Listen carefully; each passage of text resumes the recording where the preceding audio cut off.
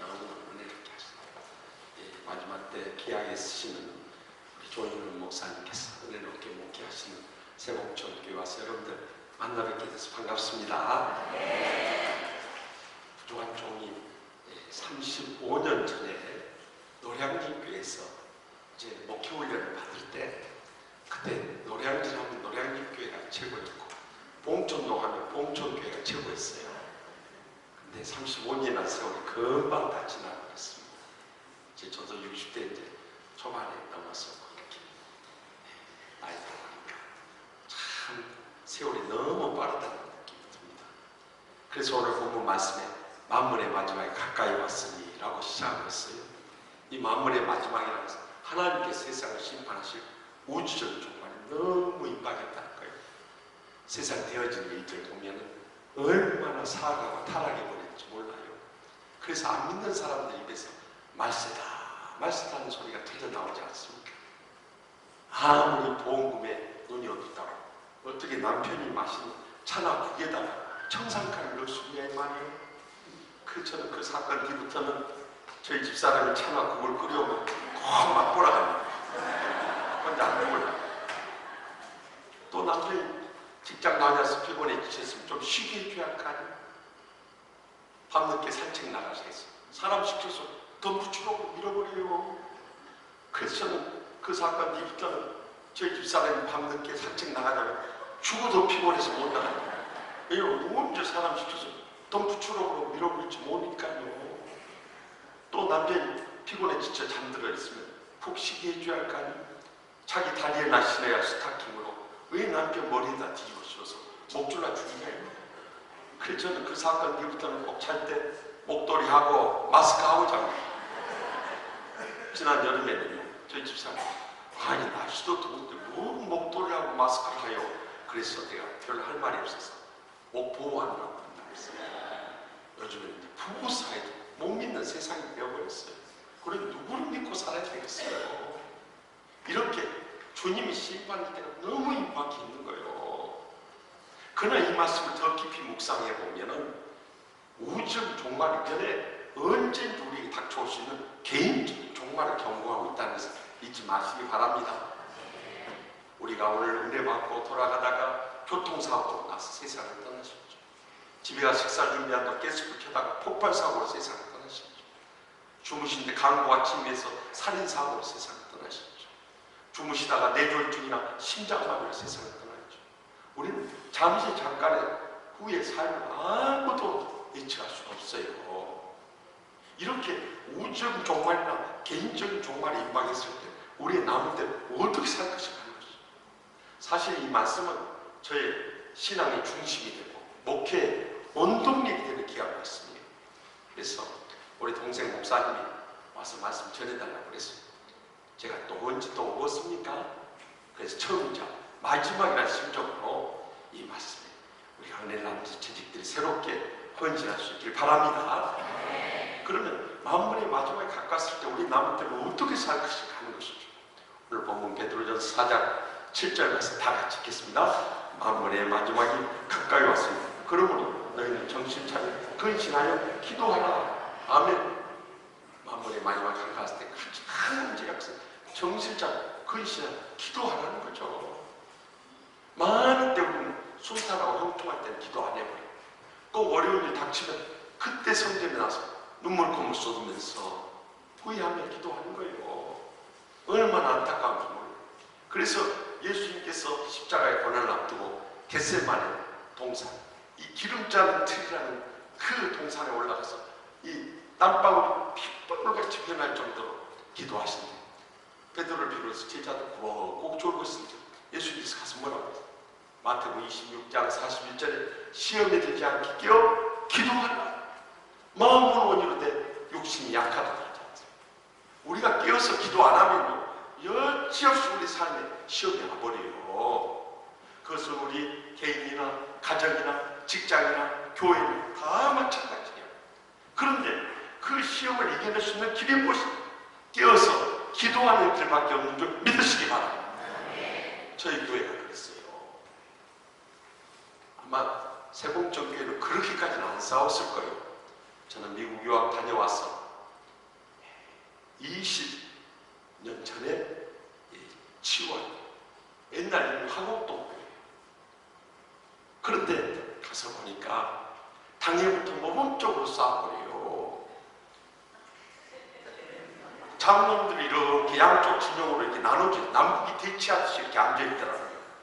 그러더니 당회가 시작되자마자 큰 소리가 터져 나오는 거예요. 장로들도 화가 나면 왜 큰 소리 안 쳤어요? 내가 그것까지 이해했어요. 그런데 갑자기 큰 소리 치시다가 세상 방언이 터져버려요. 세상 방언이 무슨 분들 내가 조금 들려드릴까요? 혀가 고그라지면서 이 쌍시오 바람이 터져 나오는 거예요. 내가 그것까지 이해했어요. 장로들 화나면 열받치면 왜 그걸 못 알았어? 그런데 이제는 더 분을 못 이기니까 차를 박차고 일어나서 막 몸싸움 시작해.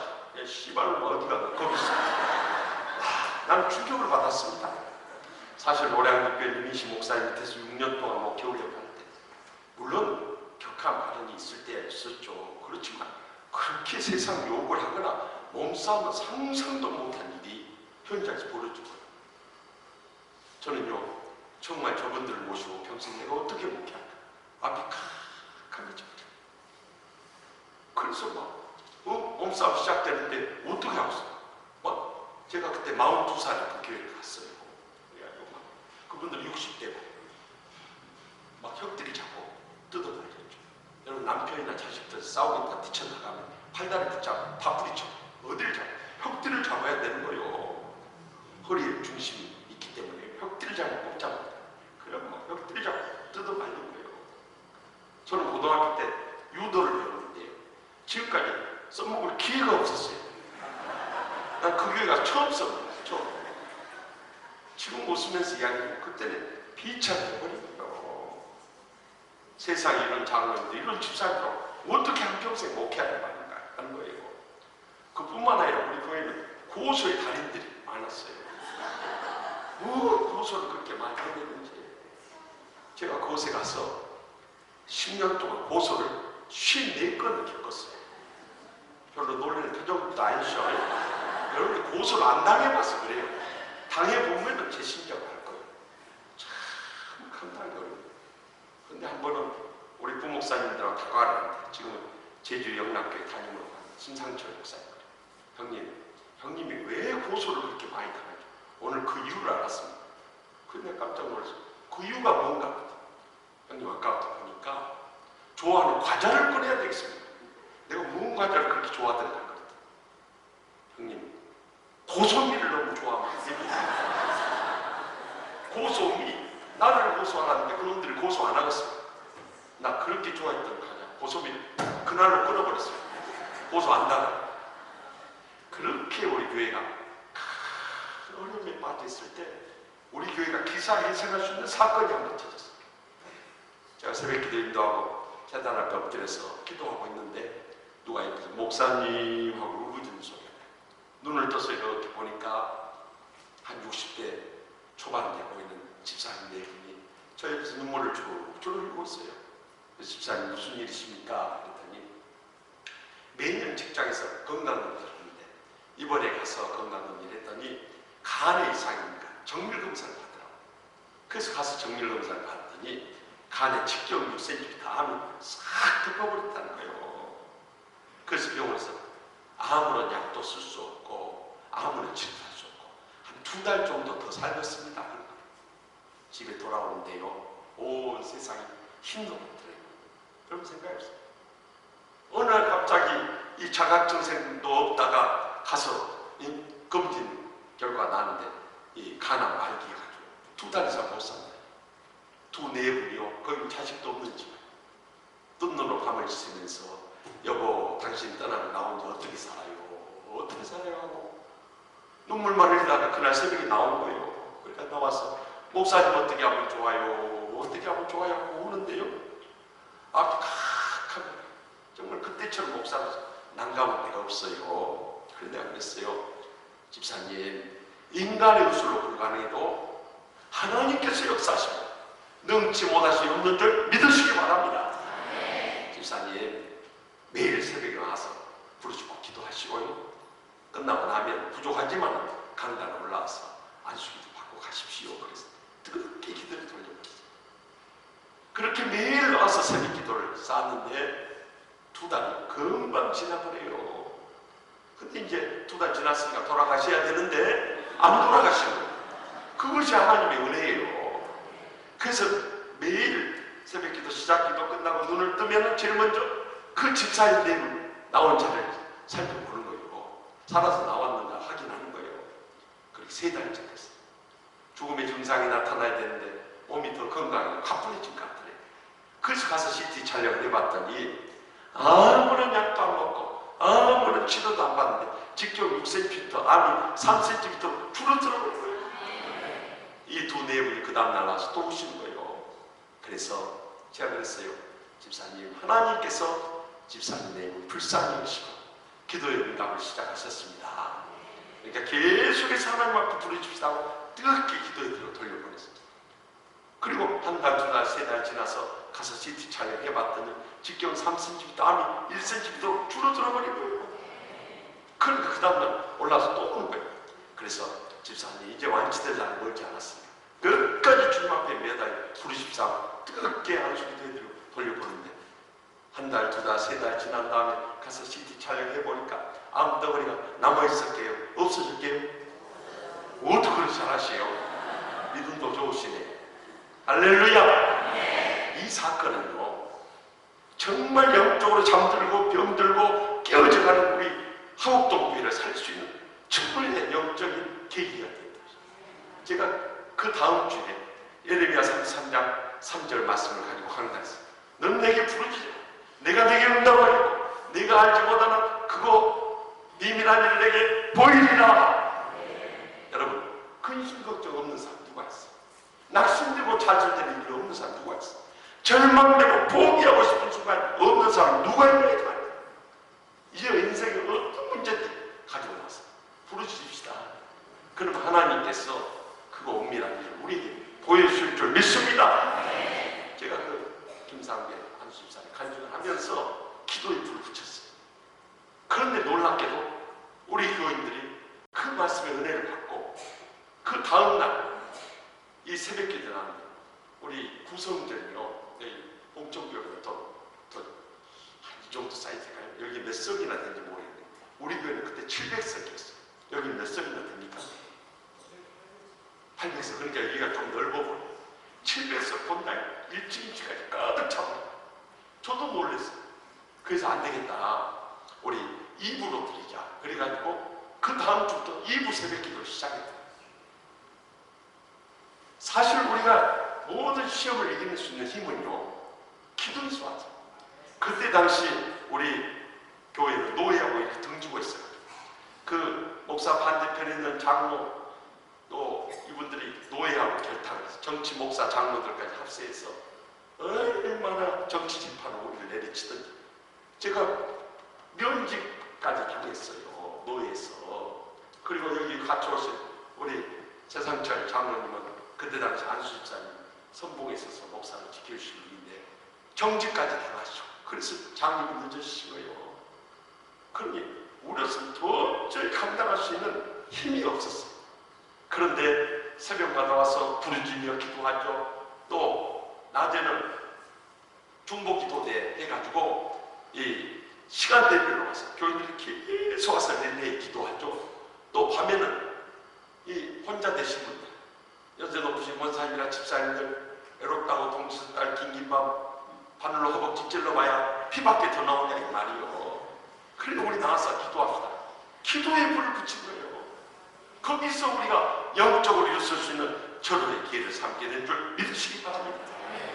그래서 저희가 10년 동안 이 영적 싸움을 했어요. 이 영적 싸움하는데 우리는 아무런 힘도 없고 또 정치적인 세력도 없고 우리는 어떤 능력도 없었어요. 돈도 없고 힘도 없고 백도 없고 아무것도 없었어요. 그런데 우리는 그냥 주님 앞에 밤낮으로 부르짖는 것밖에 없어요. 그 결과 어떤 일이 벌어지냐. 제가 거기서 영적인 공식을 한 날 판결했습니다. 나와서 합시다. 기도에 불을 붙이면 성령의 불이 붙고 성령의 불이 붙으면 권능의 불이 붙고, 권능의 불을 붙이면 기적의 불이 붙고, 기적의 불을 붙이면 승리의 불이 붙고, 승리의 불을 붙이면 축복의 불이 붙고, 축복의 불을 붙이면 부흥의 불이 붙고, 부흥의 불을 붙이면 영광의 불이 붙는다. 할렐루야. 내가 그냥 하는 소리가 아니야. 10년 동안 피눈물을 흘리면서 찾아낸 영적 공식이에요. 모든 것은 기도로부터 시작했어요. 그랬더니 성령님이 역사하기 시작했어요. 성령님이 역사하니까 권능이 나타났어요. 권능이 나타나니까 우리가 도저히 이겨낼 수 없는 대적이었지만 주님께서 기적을 이루신 거예요. 기적이 일어나니까 승리할 수밖에 없어요. 승리하니까 축복이 일어나게 되는 거예요. 축복을 받게 되니까 교회가 부흥하게 되는 거예요. 교회가 부흥하게 되니까 하나님의 영광이 드러날 수밖에 없었던 거예요. 그래서 우리는 10년 동안 이 기도로 내어달려 기도하고 금식하면서 부르짖어가지고요, 그 영적 싸움 다 이겨냈을 뿐만 아니라 교회는 갑절이 상으로 부흥하고, 우리 새성전 10년 싸움 끝난 다음에 새성전 건축 들어가서 2년 반 동안 건축했어요. 2,500석 만들고 지금 5,000 성도가 출석한 교회로 부흥하게 된 줄 믿으시기 바랍니다. 저희 힘으로 한 건 아무것도 없어요. 그저 하나님 앞에 매일 그렇게 기도했어요. 하나님 아버지, 내가 부어져서 교회를 살려주셨다면 차라리 제 생명을 불러주십시오. 저는 그렇게 기도했어요. 하나님 아버지, 이 재단을 제가 순교의 제물이 되기를 원합니다. 그렇게 기도했어요.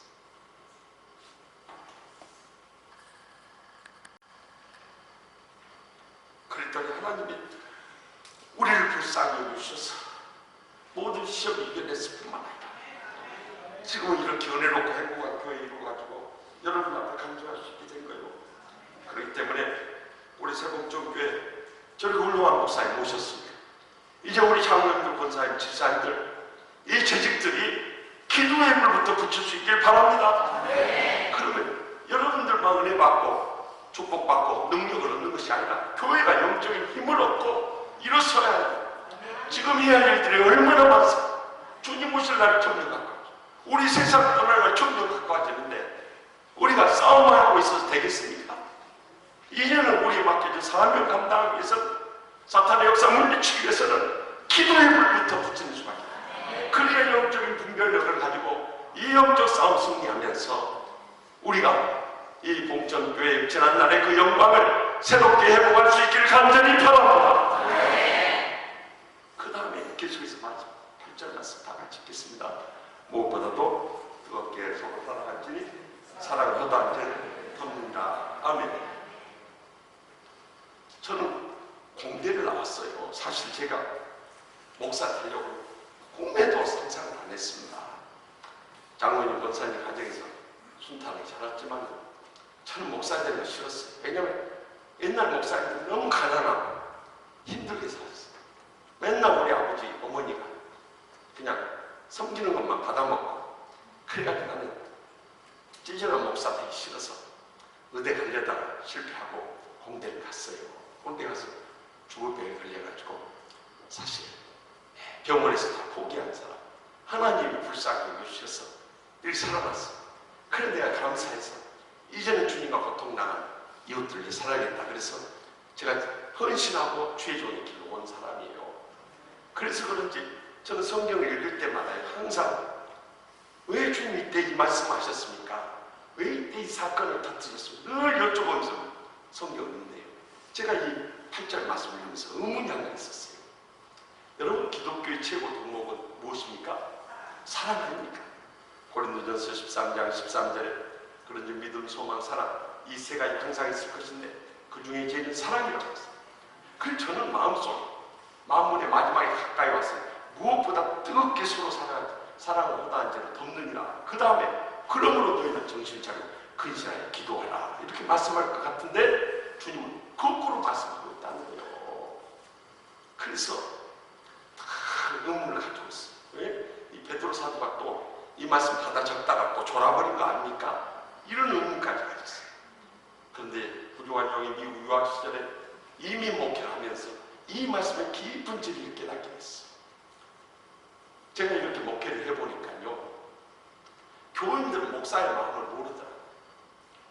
여러분, 목사의 진심이 뭔지 아십니까? 아마 조 목사님도 이야기 안 했을 거예요. 근데 대신 전해주는 거예요.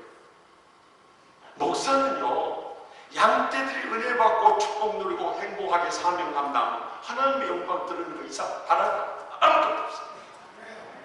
그걸 위해서 목숨 걸고 헌신한 자들이 목사예요. 그래서 목사들은 정말 어떻게 하면 우리 양떼들이 행복하게 신앙생활을 어떻게 하면 풍기해서 어떻게 하면 땅 끝까지 복음 전하고 그것만 생각하는 거예요. 그래서 이런 말씀도 전하고 이런 프로그램도 하고 이렇게 목회하고 하는데 교인들은 안 그러더라고요. 다 자기 이해관계를 생각해요. 자기 감정들을 얽혀있고 자기 인간관계에 휩쓸려 가야 돼요. 그래서 교회에 대해서 불만을 가지고 문제를 일으키는 거예요. 문제만 일으키면 괜찮은데 자꾸 교회에 사건을 터뜨리는 거예요. 그러니까 목사로서 할 말이 없는 거예요. 감당할 길도 없고요. 그저 제단 앞에 엎드려서 교회 문제를 놓고 기도하는데 어느 날 새벽에 성령님이 저를 깨우쳐주네요. 김 목사는 왜 교회 문제를 놓고 기도하면서 문제를 일으키는 교인들을 위해서는 기도하지 않느냐 그러면서 마태복음 5장 44절 말씀을 빌려주셨어요. 나는 너에게 너희 원수를 사랑하며 너희를 박해한 자를 위하여 기도하라 하십니다. 다시 말하면 원수를 사랑해야 되지만 사랑이 안 가는 원수들을 어떻게 해야 되냐? 기도하라는 거예요. 그래서 그 말씀을 받들어서 그날 새벽부터 문제를 일으키는 교인들, 그 부인들, 그 자식 새끼들까지 이름 다 불러가면서 그 인간들 사랑하게 해달라고, 용서하게 해달라고, 화해하게 해달라고 기도했어요. 한 주간 내내 기도하고 주일날 딱 맞추는데요. 옛날 같으면 저기서 나타나면요, 못 본 척하고 영으로 싹 빠져나갔어요. 왜냐면 마주치면 상처에 가면 확 되살아요. 그런데 한 주간 내내 그들을 위해서 기도하다가 주일날 딱 나오십니다. 이건 도저히 제 감정으로 할 수 없는 일이 벌어져요. 제가 먼저 그쪽을 향해요. 나와서 손을 내밀어 악수처럼 사랑하더라고요. 그러면서 한 사람 변하기 시작해요. 근데 그렇게 기도하고 사랑해줘도 안 변한 인간들 안 변합니다. 아마 태어나면서부터 목사 괴롭히는 은사를 타고 나서 아주 사명을 가지고 달려들더라고요. 저는 그래서 목회하면서 제일 싫은 사람이 사명 받았던 사람. 그냥 목숨 걸고 달려드니까 그걸 어떻게 감당하냐. 그래서 목사님한테도 낙심이 되고 저 사람들은 안 되구나. 세상에 저런 사람이 어떻게 되냐 이 말이요. 그것도 잘못 집사하는 사람들이. 그러니까 아주 실망이에요. 그런데 제가 그때 새벽 기도 인도하고 나면 항상 지금도 그렇지만 목양실에 성경을 읽는데요. 그때 시편을 읽고 있었어요. 저는 그전까지만 시편을 고난 속의 승리 찬양시로 말합니다. 그때 받은 은혜는 시편이야말로 상한 마음을 치료하는 치유소. 왜냐하면 시편 읽다가 제 심지어 거기 다 나와요. 저 원수를 멸하소서. 저도 모르게 아멘 소리가. 저로 하여금 눈멀게 하시며 구덩이에 빠뜨리시면 아멘 아멘 소리가. 어쩌면 제 심지어 거기 다 나와요. 근데 어느 날 새벽에 시편 109편을 읽을 잘했어요. 시편 109편은 다윗이 자기는 사랑하지만 계속 대적해오는 원수를 향해서 고백하지. 거기에 1절부터 있는데 4절의 느낌이 뭐 다윗이 거기서 뭐라고 고백하냐. 나는 사랑한다. 그들은 나를 대적하며 나는 뭐 할 뿐이라? 예? 아이고, 정말 우리 세봉족교회 영적 수준이 너무 높네요. 그걸 어떻게 하세요? 거기 보니까 다윗이요, 아무리 원수가 대적이 와도 나는 기도할 거야. 와, 그 말씀을 듣는 순간 가슴이 뜨거워지면서 눈물이 핑 쏟아지는 거예요. 어쩌면 주님이 제 심정을 이렇게 잘 아시고 오늘 새벽에 이 말씀을 통해서 나를 위로하냐 이 말. 아무리 사랑해줘도 끝까지 대적이는 원수들 향해서 주님은 나는 기도할 뿐이라는 다윗의 고백을 통해서 저를 위로해 주고 힘을 실어준대요. 제가 다시 또 엎드려서 기도를 시작했어요. 그를 기도하기를 1년, 2년, 3년, 4년 박사학위를 받고 장신대 은사 교수님들이 한국으로 돌아오라고 해서 이제 돌아가려고 당에다 사임서 냈어요. 우리 장로님들이 우린 사임서 못 받으니까 목사님 돌아가고 싶으면 재직회 허락받고 가십시오. 그래서 재직들을 모았어. 제가 아무래도 한국으로 돌아가야 할 것 같습니다. 그랬더니 여기저기서 반대 반응이 터진대요. 차라리요 정말 목회에 힘이 되어줬던 장로님, 권사님, 집사님들이 붙잡는 거 뿌리치기가 더 쉽더라고요. 아니 처음 갔을 때 그렇게 오해하고 험담하고 비방하고 그 인간들이 손을 이제 하는 말이 목사님 처음 오셨을 때 우리가 너무 힘들게 은혜 받고 열심히 어떻게 목사님 양떼들 버리고 떠날 수가 있습니까? 그런데요 할 말이 없었죠. 이렇게 붙잡을 것 같으면 진작 잘해줄 것이지 막 마음속에 야속한 생각까지 드는 거예요. 그 뿌리칠 수가 없어서 제가 한 가지 제안을 했어요. 그러면 우리 1년 더 기도합시다. 기도해서 하나님께서 저를 계속해서 한국으로 항권하시면 선교사 파송하는 심정으로 보내주시고 만약에 제 마음을 바꿔주시면 제가 이곳에 뼈를 묻겠습니다. 그래서 1년 같이 기도했어요.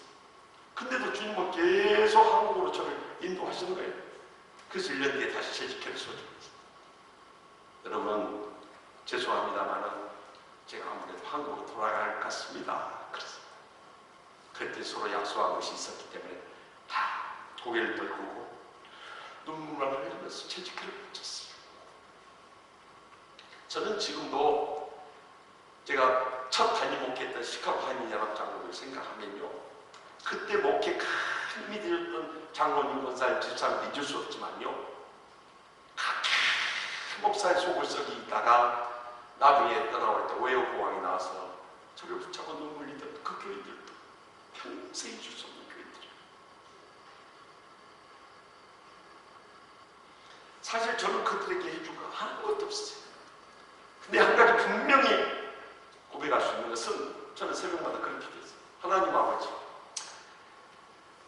정말 목사의 양심을 가지고 저는 인간들은 도저히 사랑할 수가 없습니다. 용서할 수가 없습니다.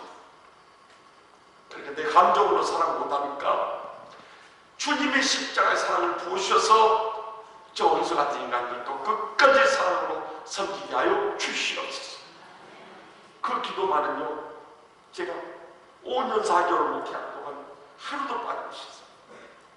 그런데 주님께서 그 기도를 하는 가운데 제 마음을 치유하고 회복시켜 주실 뿐만 아니라 그들도 치유되고 변화된 줄 믿으시기 바랍니다. 저는 그때 이 말씀의 깊은 진리를 깨닫게 됩니다. 왜 기도하라고 명령하시고 그다음에 사랑을 하셨는가? 우리가 기도 안 하면요 나한테 잘해준 사람, 내 말 잘 듣는 사람, 그리고 내 편에 있는 사람만 사랑하게 돼요. 그런데 기도하게 되니까 아무리 내 가슴에 못지라도 피눈물 일생 불행과 고통 속에 살게 하는 그런 원수 같은 인간들도 불쌍히 여기고 용서하게 되더라 이거예요. 거기서 제가 이 진리를 깨달았어요. 왜 기도하라고 명령하시고 그 다음에 사랑을 하시고 그 깊은 줄 그때 깨달은 거예요. 여러분 우리가 기도하고 사랑이 위한 원수들이 얼마나 많습니까? 가장 먼저는 마태복음 10장 36절에 사람의 원수가 자기 집안 식구이라고 했어요. 오늘 제일 헌신 예배 드리고 집에 가보십시오. 방 안에 자빠져 뒹굴 것들이 있을 거예요. 왼수도 그런 왼수들이 없어요. 일생 여러분의 가슴 못지라고 피눈물 위에 있던 왼수들이 집구석에 다 있는 거예요. 그 다음에 왼수가 어디 있는 줄 아십니까? 영적인 가족이라는 교회 안에 있는 거예요. 나는 그것을 이해할 수 없는 거예요. 우리가 십자가의 사랑을 취하면 왜 원수자를 지내냐 말이에요. 그것이 가슴 아프고 눈물 나요. 10년 영적 싸움을 하면서 제가 하나님 앞에 계속 던졌던 질문이 그거였어요. 하나님 아버지, 우리가 밖에 죽어가는 영혼들 위해서 선교하고 봉사하고 정말 치유해야 할 일들이 너무 많은데 왜 소모전 하면서 그 우리가 쏟을 수 있는 힘들과 돈들과 모든 정력들을 여기다 쏟아야 됩니까? 그것이 가슴 아픈 거예요. 그렇지 않습니까? 우리가 싸울 일이 있으면 정말 우리가 죽어가는 영혼을 살리고 치유하고 양육하는데 거기에 힘을 쏟아야 되는데 여기다 힘 쏟다가 여러분 인생 다 끝낼 겁니까? 그것이 제 가슴 아픈 거예요. 주님께서 뭐라고 하세요? 사랑은 허다한 죄를 덮느니라고 했어요. 여러분, 죄 없는 사람 누가 있어요? 누가 누구를 향해서 돌팔 매질을 할 수 있어요? 목사님 저 자신도 마찬가지고, 장로님, 권사님, 집사님 다 마찬가지고, 우리는 하나님 앞에 다 죄인입니다. 누가 누구를 향해서 우리가 돌팔 매질을 할 수 있냐 이 말. 그렇기 때문에 주님이 나를 어떻게 사랑했는가 생각하면 사랑 못할 사람입니다. 주님께서 나 같은 죄를 어떻게 용서했는가 생각하면 용서 못할 사람입니다. 주님께서 나 같은 죄를 얼마나 오래 참고 기다려주셨는가 기억한다면 우리가 인내하면서 섬기지 못할 사람이 어디 있겠냐. 근데도 우리는 진정한 사랑이 식어져 버리는 거예요. 그 사람만은 안 된다. 그 사람만은 용서할 수 없다. 그 사람만은 사랑할 수 없다. 어디 성경에 그런 조건이 붙었습니까? 주님이 누구를 제외하고 십자가에 못 박혀 들어갔습니다. 아무도 예배의 사람을 없다는 사실이에요. 그런데 우리는 영적 교만에 빠져서 누구는 안 되고 누구는 된다 하고 있으니 이 싸움하다가 여러분 일생을 끝낼 겁니까? 이제는 어떤 홍수라도 어떤 죄값이라도 다 덮을 수 있길 바랍니다. 다 용서할 수 있길 바랍니다. 끝까지 사랑할 수 있길 바랍니다. 그것만이 우리 새봉정교회가 영적으로 이루어질 수 있는 마지막 기회라는 것을 잊지 마시기 바랍니다. 우리 재직들이 힘을 합해야 돼요. 그래서 혹시라도 우리 가운데 누구는 안 된다고 반대한 사람이 있다면 그 사람을 위해서 기도하고 그 사람을 설득하고 그 사람을 어떻게 해서라도 붙잡아서 우린 다 함께 가야 됩니다. 그래야 우리 새봉정교회가 살 수 있는 길입니다. 붙잡아야 돼요. 우리가 전쟁이 다 끝났을 때 재직할 때마다 우리 젊은 집사들이 손을 들고 바로 보시죠. 목사님, 쿠데타에 실패한 군인들이 군복을 벗듯이 목사 쫓아내다가 실패한 장로들 당에서 물러나야 되지 않습니까? 그래서 제가 그때마다 집사님 그런 말씀하지 마세요. 우리는 다 용서하고 지난날 상처 쌓으면 다 함께 가야 됩니다. 그랬더니 또 다른 거예요. 그 다음 재직할 때 또 손을 드는 거예요. 그 같이 둘이 손을 들어요. 그러면 지난번에 발언했던 사람 발언 몰라주고 딴 사람 또 그 발언을 하는 거예요. 지난 재직회 때 제가 말씀드렸잖아요. 다 용서하고 함께 가야 돼요. 그러면 또 그 다음 달 재직회 때 또 발언 몰라줘요. 그래서 지난번에 발언했던 사람 발언 몰라주고 또 딴 사람 한 3번 그러고 나니까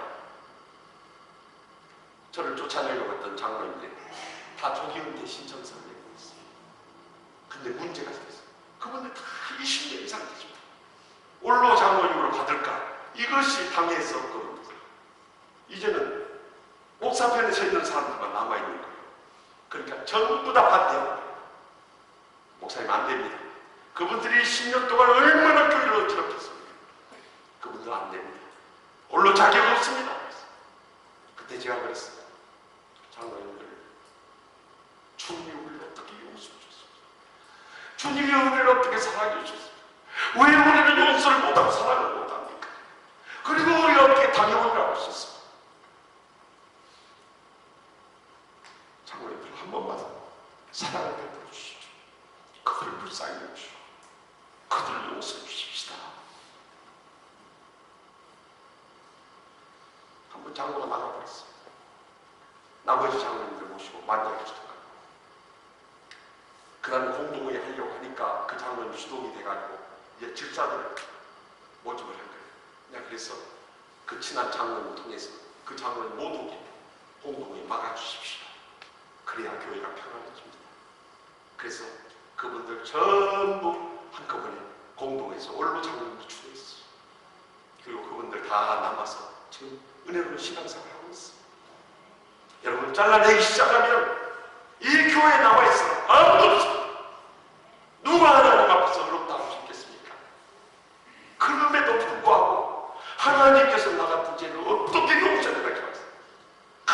끝까지 용서하고 살아갈 때 우리 새봉정교회는 다 하나님 앞에서 뜨겁게 일어서며 부흥하는 소리가 크게 들리는 교회로 쓰임받게 될 줄 확실히 믿습니다.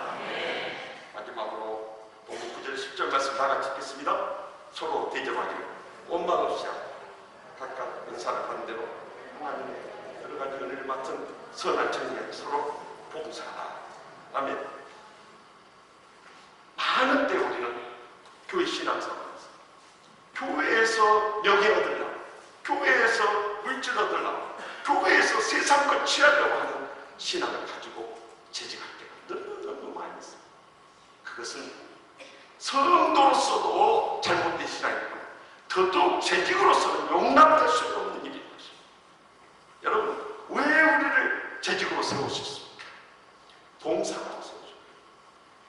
내 몸과 마음과 시간과 재능과 물질과 생명까지 쏟아가면서 주님의 십자가를 보고 위해서 주님의 몸된 교회에서 맡겨진 양떼들을 섬기며 봉사라고 이 직분을 주셨어요. 근데 오늘 한국교회가 왜 싸움게 아십니까? 다 자기 이해관계, 다 자기 감정, 다 자기 인간관계 해가지고 싸움들이 끝이 없는 거예요. 교회마다 이 말세 마지막 때 사탄이 역사해가지고요, 그런 시험에 다 빠져있는 거예요. 교회의 본질을 새롭게 회복해야 됩니다. 교회는 싸우는 것이 아닙니다. 사랑으로 섬기는 것입니다. 봉사하는 것입니다. 충성을 다하는 것입니다. 그렇게 살아가야 여러분들 이 정직 신앙 가운데 진정한 하나님의 복을 누릴 수가 있어요. 여기 일생을 통해서 아마 가장 큰 고난을 당했을 거예요. 동방에 지행하는 부자 그 많은 재산 다 잃어버렸죠. 또 10자녀 한 자녀만 우리가 잃어도 부모는 산에 묻고 자식은 부모 가슴에 묻는데 10자녀 가급을 태풍으로 대들보 무너져서 몰살당해버렸으니 그 정도 되면 미치지 않을 사람은 없습니다. 더구나 건강 잃어버려서 피부 종양이 생겨서 기아 조각으로 득득 긁으면서 그 고통의 세월을 지내고 마누라도 이루어질 줄 알까요? 그래도 하나님 믿어야 하나님 욕하고 뒤져버려라. 그래 저주를 거예요.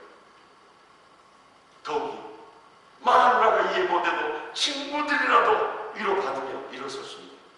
새 친구와 사는 말이 네가 하나님 앞에 어떤 죄를 저질렀기에 이런 엄청난 고난을 당하냐, 너 주님 앞에 철저히 회개하지 않으면 너 살 길 없다. 욥이요 완전 삶이 좋아요. 근데 여기 기사에 생각할 수 있는 그 근거가 뭔지 아십니까? 욥기 1장 21절에 있어요. 이르되 내가 못해서 알몸으로 나왔사 한즉 또한 알몸이 그리로 돌아갈지라 주신 이도 여호와시요 거두신 이도 여호와시오니 여호와의 찬송을 받으실지니라.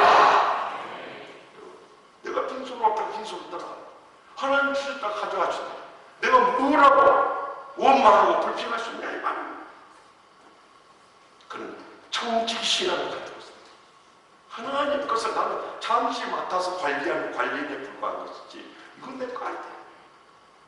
그 청직 신앙을 가졌기 때문에 욥은 고난의 세월을 인내할 수 있었고 결국에는 갑절의 복을 다 누릴 수 있었던 것입니다.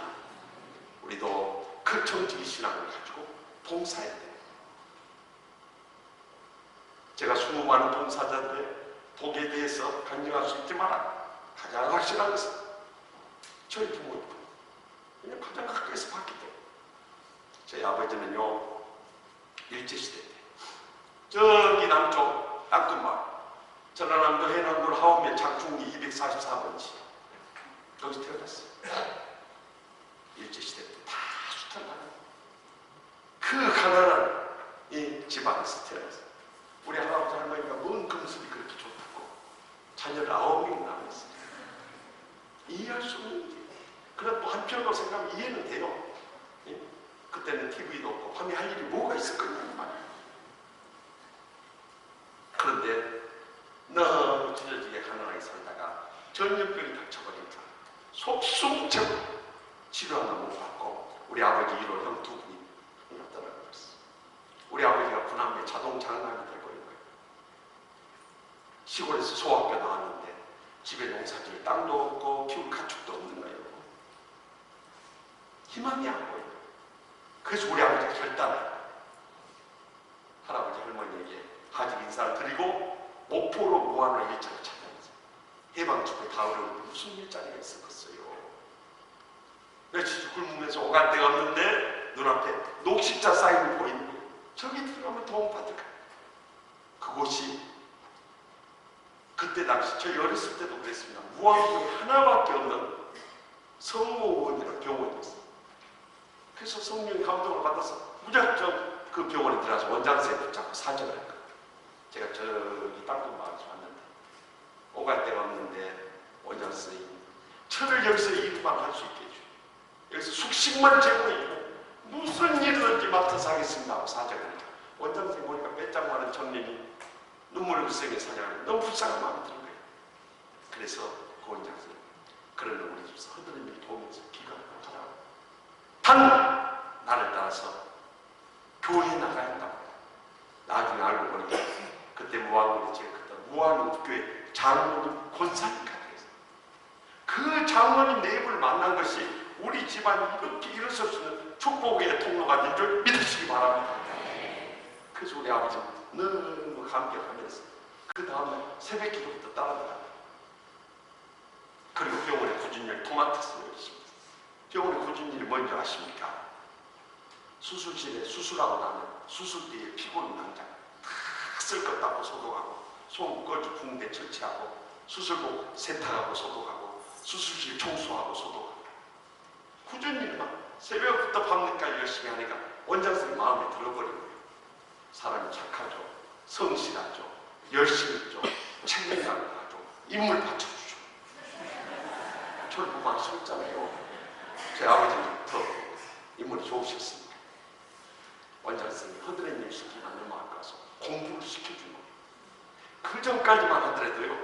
병원에 수련하신 분들 다 의사고시 돼서 의사들도 돼요. 근데 그것이 폐지가 되어 있어요. 이제는 약사 면허시험을 남아요. 책을 갖다 주면서 그 공부하래요. 그때는 약종상 면허시험.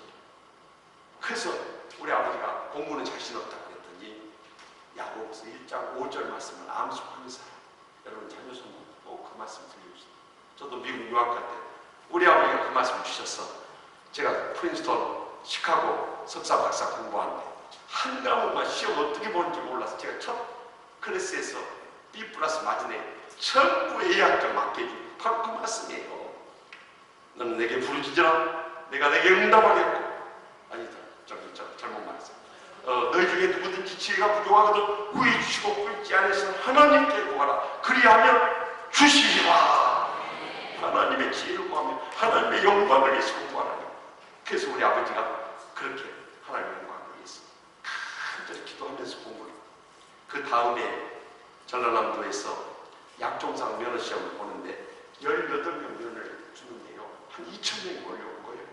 100대이 넘는 정도. 그래서 우리 아버지는 그저 기도하면서 하나님 아버지 내가 합격이야. 우리 부모 형제 먹여 살 수 있고 주님의 영광을 위해서 일할 수 있는 길을 열어주시옵소서 하고 기도하면서 시험을 치렀는데 나중에 합격자 발표할 때 가서 보니까 수험 번호가 합격해요? 떨어졌게요? 어떻게 그렇게 믿음이 좋으세요? 그것을 보는 순간에 눈물이 하여물 쏟아졌죠.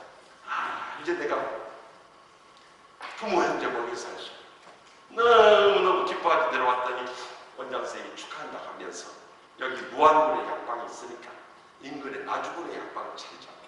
그런데 자네가 뭔 돈이 있는가? 내가 약값은 대줄 테니까 자네가 벌면 갔든지 그것을 알아서 하소. 얼마나 고마운 장로님 권사님이요. 우리 아버지가 눈물 흘리면서 평생 이 은혜 잊지 않겠습니다 하고 인사드리고 그곳에 가서 약방을 차리는데 그동안 그 장로님 권사님 밑에서 신앙이 자라가지고 약방 이름을 요한복음 3장 16절에 근거해서 영생당 약방이라고 차려고 있습니다. 이름도 잘 줬어요. 그리고 약포지에다 앞에 나는 이 사도행전 16장 요한복음 3장 16절 하나님이 세상을 이처럼 사랑하사 독생자를 주셨습니다. 이는 그를 믿는 자마다 멸망하지 않고 영생을 얻게 하려 하십니다. 좋고 약포지 뒤에다는 사도행전 16장 30절 주 예수를 믿으라 그리하면 너와 내 집이 구원을 받으리라. 그러면서 약포를 있어요. 그런데 교회가 없습니다. 강주에 가서 전도사님 모셔다가 저희 고향교회를 개척을 했어요. 그 총각 집사로서 교회 생기면은 약방문 받아놓고 교회 끝나고 와서 약방문 했는데 하나님 복을 주냐 날로 잘 되는 거예요. 그러다 어느 날 원장 선생님한테 전화가 왔어. 긴이 상의하게 있어요. 급히 무한대로. 그래서 약방문을 닫아놓고 갔더니 원장 선생님 네 분이 앉아 계시.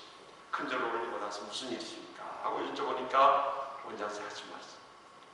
자네가 긴이 상의하게 됐었네. 그것은 자네 우리 큰딸 인순이 알지? 아다마다요. 강주에서 공부하다가 방학 때서 기차 타고 학달이 여기 오면은 학달이 여기 가서 자전거로 모셔오고 모셔드는데 우리 큰딸 인순이가 어떻게 생각합니까? 그랬습니다.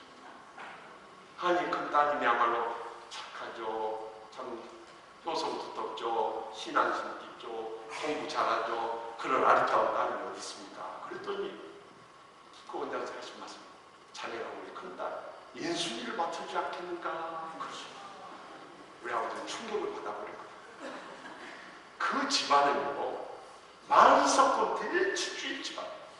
우리는 저기 산골에 pit농에 찢어지게 가난한 집안. 거기는 의사가문이고, 우리는 그 밑에 종살이한 조수 집안. 그 집안은 성교사님을 통해서 복음이 전해진 장로님 권사님 가요. 우리는 비나이다 정한수도 듣고 필고 있는 불신자들이고 이게 상대가 된 거예요. 우리 아버지는 너무 관계가 좋아. 항공무지로서입니다. 간두시지 마시옵소서. 그 따님하고 결혼해서 나한테 바로 저희죠. 내가 복을 받아버렸어요. 두 사람이 결혼하자마자 저기 산골에 있는 부모님들 저 모시다 강주에다 사진 차려놓고 동생들이 원장님한테 배웠던 그때 너희들 공부할 수 있는 데까지 다 뒷바라질 테니까 오늘부로 우리 온 가족 예수 믿게 한다. 그래서 우리 집안이 그날로 다 복음화가 되었어요. 그래서 아버지 형제 밑으로요 장로님이 7분 나왔어요. 권사님이 12분이 나왔어요. 목사님 저까지 나왔어요. 나머지는 다 집사예요. 집도 다 샀어요. 이렇게 영적인 은혜를 받을 수 있겠습니까? 그뿐만 아니라 우리 아버지가 야곱의 팔을 뜯으니까 우리 작은아버지, 고모, 또 우리 오남매들 전부 다 의사, 약사, 한의사, 간호사, 전문 목사들. 그러니 얼마나 육적인 축복도 받았네. 우리 집안이 무슨 역사와 전통이 빛나는 집안도 아니고 무슨 머리가 좋은 집안도 아니고 무슨 뼈대가 있는 집안도 아니고 우리 뼈대라고 손뼈밖에 없어요. 근데 어떻게 이 복을 받아요?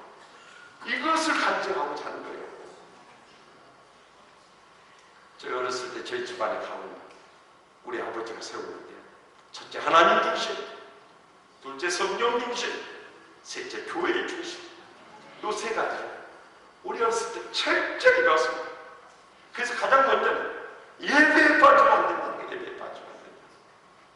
저는 주의종 되기 전까지도요 예배에 빠진 기억이 없습니다. 그런데 요즘에는 날라리 재직들이 얼마나 많은지 몰라요. 주일 날이면 안 나오는 거예요. 그리고 무슨 은혜를 받고 축복을 누리고 행복이 감격스러운 신앙생활을 할 수 있겠다는 거예요. 여러분 그렇게 한 주에 한 번씩 예배 드리려면 한 주에 한 끼씩만 드세요. 뭐 드림이 있는가? 외국의 양식을 그렇게 뱃살이 오르도록 찾아가면서 드시면서 왜 영의 양식을 주일에 한 번 못 때우려고 하십니까? 옛날에 우리 신앙의 성적이 안 되겠어요. 그 자녀들 빵했어요. 그래서 우리가 이렇게 복받고 잘 사는 나라가 되었는데 이제 우리가 재직드리면서 그 예배를 소홀히 여겨버리면 우리 자손들의 장래가 어떻게 되겠냐고요. 이제는 모든 복의 통로에 예배부터 해보갈 수 있기를 바랍니다. 두 번째는요, 하나님 앞에 바치는 게 절대 아까워지 않습니다. 소득이 11조는 말할 것도 없고요. 갖가지 행운도 얼마나. 제가요, 저희 교회 성전 건축하면서 저희 아버지를 제가 말년에 모시고 살았거든요.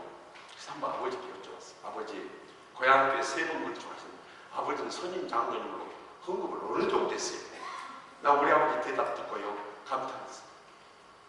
우리 아버지 처음에는 좀 쑥스러워하시면 대답 안 하려고 아버지 궁금해서 묻는 거니까 제가 이야기해보시다. 얼마나 그랬어. 목사님의 목표액을 정해줘서 작정을 해보면 30% 미달된다는 거예요. 그런데 목사님한테 가서 목사님 이번에도 목표 작정이 30%밖에 안 됐습니다. 이렇게 말할 수가 없어요. 기도하는 가운데 하나님 나에게 왜 이 복을 주셨는지 이때를 위한 것이 아닙니다. 그래서 우리 아버지가 용기 있게 거기다 70%를 더했대요. 그리고 목사님한테 가서 목사님 이번에도 100% 목표 달성했습니다. 그렇게 맞췄다는 거예요. 여러분 성전 건축하는데 70% 헌금한 장로님 권사가 있으면 나와보라고 하시죠. 없어요. 저는요 그때 우리 아버지하고 감탄했습니다. 근데 여러분들 놀라운 사실이 있어요. 우리 오남매 형제들인데요. 빌딩이 세 채가 있어요. 한 형제들마다 이 세 형제가 빌딩이 한 채씩입니다. 내가 언젠가 기도하다 딱 깨달아지는 게 우리 아버지가 성전 건축하는데 70% 헌금했다. 그 자식들한테 한 채씩 준 거예요. 한 채씩 빌딩을. 근데 플러스 알파의 주님은 저도 빌딩이 있어요. 엘레강 빌딩. 얼마나 복이요. 그뿐만 아니라 양떼들도 많이 도와줬어요. 우리 어렸을 때만 해도 정말 교인이 가난한 사람이 많았어요. 끼니를 못 입는 사람, 또 애들 등록금 못 되는 가정, 심지어 수술하고 나면 수술비 없어서 어려움을 겪는 가정. 저희 부모님 다 도와줬어요. 제가요 재작년 우리 고향 후배 목사님 찾아왔어요. 우리 조 목사님 알란가 하세대 목사, 하세대 목사라고 이분이 찾아왔습니다. 목사님 일찍 고향 떠나서 아마 고향 소식을 잘 모르실 거예요. 저희 고향 교인들 가운데 장로님, 권사님 도움받지 않는 가정 한 가정도 없었어요. 저희가 이렇게 다 목사 되고 장로 되고 권사 되고 집사 됐어요. 제가요 그 이야기 듣는 눈물이 핑 도는 거예요. 우리 아버지 어머니가 참 봉사 잘하셨구나. 양떼들만 그렇게 돌리는 것이 아니라 최종도 잘생겼어요. 50년 전에 저 초등학교 다닐 때요 먹을 거 비했어요. 명절 때나 고기 구경했어요. 그러니까 저희 아버지가 몇 개국 약 도매업을 하다 보니 서울에 있는 제약사나 관계 있는 도매상에서 주로 먹을 것 선물이 많이 들어왔어요. 그때 시중에서 구하기 어려운 저기 남대문 시장 수입상품 코너나 가서 얻을 수 있는 바나나, 파인애플, 오렌지, 미제과자, 중국빵, 일본 모나카 이런 거 들어왔어요. 그러면 저는 어린 마음에 오늘 저녁에 참 맛있는 거 먹겠다고 기대하고 있으면요 저희 어머니가 그날 들어온 선물을 정리한 거예요. 그 중에서 값비싸고 진귀하고 맛있는 거 절대 우리 자식들한테 안 줬습니다. 딱 싸가지고 의시가 목사님들 같은 사실 우리 부모님만 그런 게 아니에요. 옛날 장로님, 권사님 다 그랬습니다. 근데 저는 어린 마음 그것이 불만이에요. 왜 맛있는 거 목사가 다 같이 해야 되지? 나는 어렸을 때 목사가 제일 싫었어요. 맛있는 거 다 뺏어 먹고. 그런다고 해서 내가 다 갖다 줬을 것 같아요? 내가 지금이 와서 진실을 토로하지만 많이 띄어먹었어요. 우리 부모님 그것도 모르고 천국에 가서 아마 듣고 계실 거예요. 왜냐면 지금 같으면 어디 띄어먹겠어요? 그렇지만 그때는 어린 마음 연 바나나 한다고 하려고 왔는데 소스 내려오다 보면 그 익어가지고 얼마나 그 달콤한 냄새가 나는지 그거 안 띄어먹고 버틸 얘가 어디 있어요? 그래서 많이 띄어먹으면 갑자기 바나나 형체가 설림해지니까 2개씩만 양쪽에 들었어요. 근데 문제는 그 뗀작을 없애는 게 기술이 도둑질을 해보니까 머리 밀어난 사람은 도둑질도 못하겠습니다. 그래서 그 옆을 어떻게 컨트롤 취하느냐 이거예요. 근데 제가 지금 생각해봐도 어디서 그런 지혜가 나는 제가 그것을 가지고 와서 풀밭에 가서 옆구리 비벼버렸어요. 그대로 도색이 돼버린 거예요. 내가 목사가 안 됐으면 뭐가 됐을까 걱정되는 사람이에요. 오렌지를 주면 5개를 주면 2개는 풀밭에 숨겨놨다가 3개만 갖다 2개를 오면서 까먹고. 근데 제일 처치하기 어려운 것이 파인애플. 이건 건들면 물새버려요. 그래서 그렇게 띄어먹지 못한 나는 대신 목사 욕을 하면서 혼자 다쳐먹고 배 터져 뒤져버리려고 하면서 목사 욕을 하다가 목사 돼서 이곳에 갔어요. 지금 와서 생각해보니까 자 우리 부모님이 교회를 잘 섬겼다. 저는 우리 형제들 원하면 이 생일 때마다 모이거든요. 부모님 이제 다 하늘에 가셨으니까 모일 때마다 제가 늘 하는 말이 있어요. 우리가 이렇게 목사장로 권사 된 것은 첫째는 하나님의 은혜고 두 번째는 우리 부모님의 봉사의 복이요. 이걸 잊어서는 안 돼요. 제가 늘 가르쳐. 그런데 정말 제가 우리 아버지 어머니를 마지막 떠나보내면서 큰 은혜를 입었어요.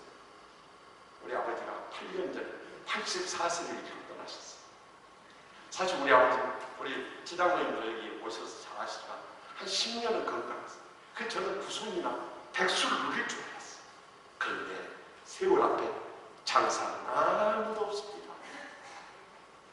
84세 되었을 때 어느 날 주일날, 제가 그때는 구성전에서 예배 드릴 때이기 때문에 주일날 설교를 5번 한 거예요. 그냥 기진맥진 해가지고 부모님이 찾아갈, 우리 부모님 댁이 사택 바로 앞에 아파트를 얻어서 모시고 있었는데 부모님 댁 간다는 상상도 못해요. 그래서 차를 몰고 바로 집으로 직진했는데 그날은요, 이 예감이라는 게 무서운 거예요. 핸들이 잘 꺾여져. 내가 왜 이쪽으로 갔지? 그러면서 에이, 꺾었으니까 부모님 댁 들렸다 가자. 부모님 댁 아파트 앞에다 차를 세워놓고 초인종을 불렀어요. 보통 인터폰을 보시고 우리 아버지가 제일 반갑게 맞이하는데 그날 어머니가 그러셨어요. 그래서 아버지 어디 가셨어요? 오늘 그렇지 않아 사무 예배 드리고 왔어. 몸이 저렇게 안 좋다고 누워 계신다. 그래서 제가 방문을 놓고 하고 들어가면서 아버지 저 왔습니다. 우리 아버지가요, 제 앞에서 살아생전에 누워 계신 적이 없어요. 그래도 주의 종이라고 늘 반갑게 맞이던 우리 아버지가 침대에 누워서 이렇게 쳐다보더니 다시 눈을 감아버려요. 얼마나 몸 상태가 안 좋으신지. 제가 그 침대 옆에 누웠어. 아버지, 아들 목사 왔는데 눈 좀 떠보세요. 저는 60평생 넘도록 살면서 우리 아버지가 들었던 말씀 중에 제일 슬픈 말씀을 들었어요. 우리 아버지가 눈을 감으면서 그런 거예요. 김 목사, 이제 눈 뜨기도 힘드네. 그랬어요. 여러분, 눈 뜨기 힘듭니까? 그 정도 기력이 세죠. 근데 그 순간 우리 아버지가 그렇게 불쌍히 볼 수가 없는 거예요. 왜냐하면 할아버지 할머니가 능력이 없어요. 이 7남의 동생들 다 길른대요. 여러분, 동생들 의대, 약대, 간호대, 공대에 다녔는데요. 다 실험 실습이 있고 그 뒷바라기 얼마나 힘들었어요. 더욱이 의사 도시 학교 가면 병원 차리죠. 약사고 차리죠. 약국 차리죠. 간호사 된 동생은 시집 보내야 되죠. 그러니 여러분, 그 형제들뿐만 아니라 우리 자식들까지도 다 그랬으니 얼마나 힘이 드셨겠어요. 더구나 교회에 일하죠. 노회장에서 노예 일하죠. 또 총회 일을 하죠. 라이온스 클럽 봉사까지 하죠. 그 지역에서 유지로서 봉사. 얼마나 압박이 일이 많았겠어요. 그래서 제가 그랬어요. 아버지 위로한다고. 아버지는 하늘의 상이 클 겁니다. 아버지 천국의 소망 가운데 힘내세요. 그리고 아버지 몸이 안 좋은 것 같으니까 제가 기도하고 갈게요. 제가 보통 때 같은 우리 부모님 안 좋으면 안수를 했잖아요. 그날을 같이 눈치고 우리 아버지를 끌어안고 제 평생에 처음 끌어안고 축복 기도를 해줬어요. 우리 아버지 평생 너무 고생 많이 하십니다. 하나님 앞에 생명 주셔서 독수리 날릴지 몰라요. 날마다 천국의 소망 가운데 가득 붙잡아 주시옵소서. 빨리 회복될 수 있도록 성령님 진 안수하여 주시고 치료해 주시옵소서. 그런데 그것이 아버지와 둘만의 마지막 기도가 될 줄 누가 알았겠어요. 급성 폐렴이 와가지고요, 사흘 의식 있으시고 일주일 의식 없이 사시다가 열흘 만에 가셔버린 거예요. 저는 아버지 떠나고 나서 정말 아버지의 자리가 얼마나 큰 것인가를 가슴 속에 느꼈어요. 그런데 아버지에 대한 감동은 아버지 돌아가신 다음에 더 크게 제 가슴을 아팠어요. 장례 치료 보니까 시신은 우리 교회에서 이 세브란스 병원에 한번 시신 기증한 적이 있고 그때 이미 2대부터 기증했어요. 장례 다 치고 나서 제가 아버지 통장에 있는 그 은행 잔고를 어머니 통장 만들어서 이체해드리려고 갔어요. 저는요, 저희 아버지가 50년 넘게 고향에서 약방을 해서 다 정리하고 집이나 또 창고나 다 정리하고 했습니다. 적어도 10억 가까이는 남아있을 줄 알았어요. 근데 제가 가서 딱 통장을 봐보니까 2천여만 원 남아있어요. 그래서 제가 저희 어머니한테 여쭤봤어요. 어머니, 아버지 그 재산 정리하고 남은 거 왜 2천여만 원밖에 없어요? 나는 형제들 나눠주고 나만 뺀 줄 알았어요. 그런데 우리 어머니의 대답을 듣고 저희 아버지를 달리 보게 되었어요. 저희 어머니가 그랬습니다. 너희 아버지하고 고향 떠나기 그 전날 밤에 너희 아버지가 그러시더라. 우리가 이 모습 봐서 부모님 섬기고 동생들 다 성공시키고 자식들 다 길러냈는데 우리가 여기서 더 가져갈 게 뭐가 있겠어? 그러니까 우리 여기서 얻은 거 나머지 하나님하고 바치고 갑시다. 그러면은 우리 서울 올라가서 살아가는 거 자식들이 맡아주지 않겠소? 그러면서 그것을 전부 다 교회에다 헌금을 하자는 거예요. 그런데 저희 어머니가 거기서 반대를 할 수가 없대요. 그래서 그 다음날 떠나오시는 날 새벽기도 갔다가 강단에다가 통장하고 인감하고 비밀번호 적어가지고 바치고 와서 제가 그 이야기를 듣고요, 우리 아버지를 평소에도 존경했지만 정말 말할 수 없이 존경하게 됐습니다. 우리 아버지는 정말 선한 청지같이 다 바치고 우리 자식들한테 유산한 불안 주고 가셨어요. 그런데 가장 소중한 유산을 주셨습니다. 그것이 바로 오늘 본문 말씀. 저는 본문 말씀 읽을 때마다 아버지 생각이 그렇게 되는 거예요. 왜냐하면 부모님이 그렇게 사셨거든요. 항상 새벽제단 지키면서 주님의 몸된 교육에서 기도하셨고, 또 교회 분쟁이 일어날 때마다 목사님 편에 서서 교회를 화평케 하는 일을 일삼았고, 그리고 마지막 선한 정작 다 바치고 나누고 베풀고 그렇게 떠나고.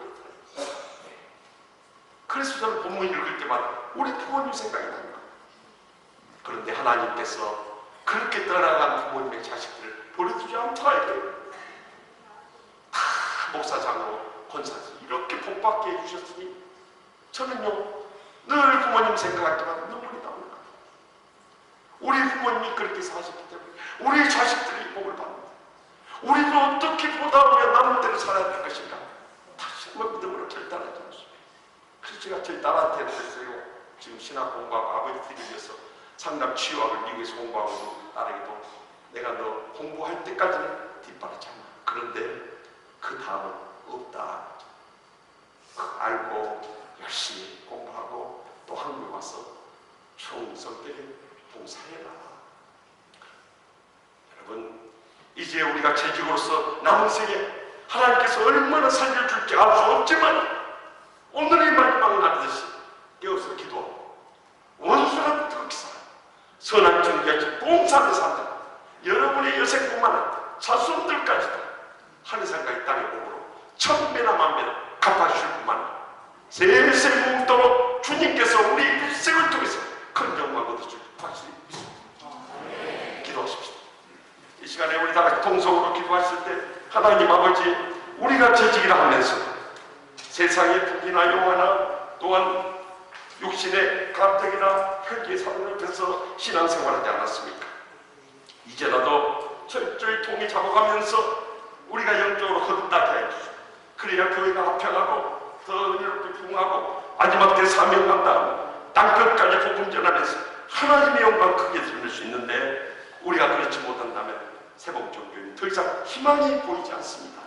주여, 우리 재직들부터 어찌하고 통해 잡아가면서 믿음으로 결단하며 일어서는 복된 이 2020년 재직 헌신 예배가 되게 해달라.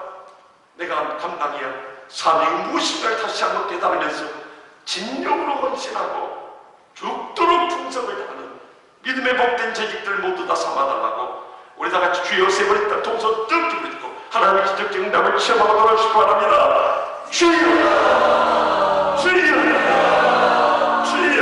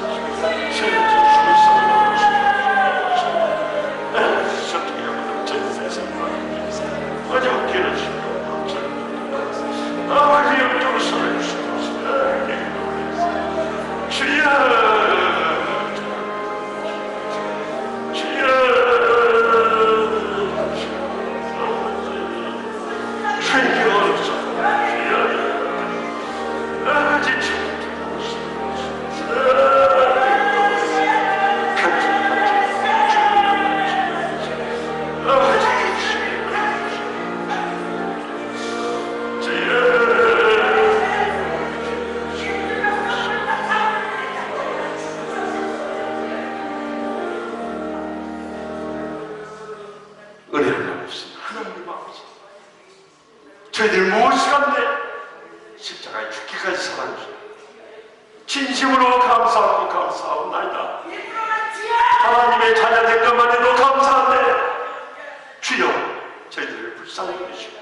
목사장 노건사 집사로 세우심을 감사하옵나이다. 이제는 남탓할까 아무것도 없어. 저희 자신부터 철저히 동에 잡아가게 하여 주시옵소서. 내가 깨어서 기도하게 하여 주시옵소서. 온전한 뜨겁게 사랑하게 하여 주시옵소서. 선한 정결치 봉사하며 살게 하여 주시옵소서. 주님 분명히 살아계셔서 저희 여생과 자손들에게까지 천배나 만배나 하늘에서 이 땅에 복으로 갚아주실 줄 믿습니다. 더 나아가서 저희 재직들이 먼저 죽어짐을 통해서 하나님의 교회가 살게 하여 주시옵소서. 그래서 이 지역을 복망하고 민족을 구원하며 열방을 선교하며 세봉종교를 마지막 때 크게 쓰시고 영광 거둬 주시옵소서. 악한 사탄 마귀 분열의 세력들은 이 당